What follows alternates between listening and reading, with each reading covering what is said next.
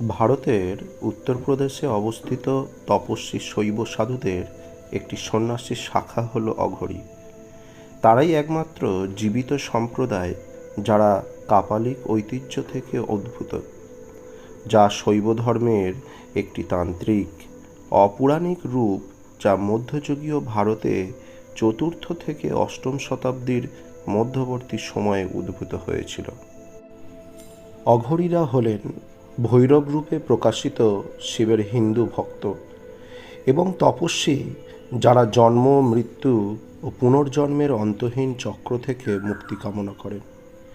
এই মুক্তি লাভ হয় এই তত্ত্বজ্ঞানের দ্বারা যে আত্মা শাশ্বত এবং রূপহীন পরম বিদ্যক পরম সত্তাকে ব্রহ্মের সঙ্গে অভিন্ন। তাদের অদ্বৈতবাদের মতবাদের কারণে অঘরীরা মনে করেন যে সকল বিপরীত বিষয় মূলত অলীক বা মায়া।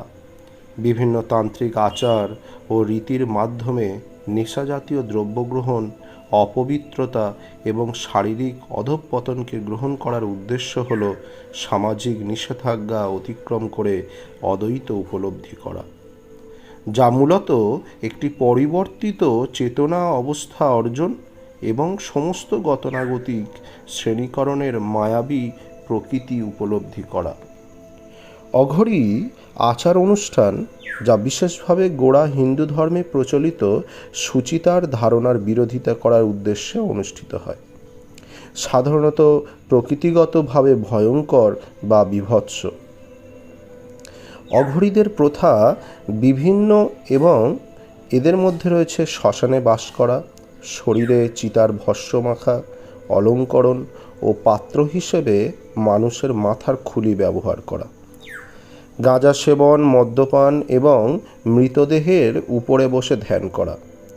প্রচলিত হিন্দু ধর্মের বিপরীত হলেও এই চর্চাগুলি সাংস্কৃতিকভাবে আপত্তিকর কার্যকলাপের মাধ্যমে সাধারণ সামাজিক সম্পর্ক ও ভীতিসমূহের সমালোচনার অঘরী দর্শনের দৃষ্টান্ত স্বরূপ।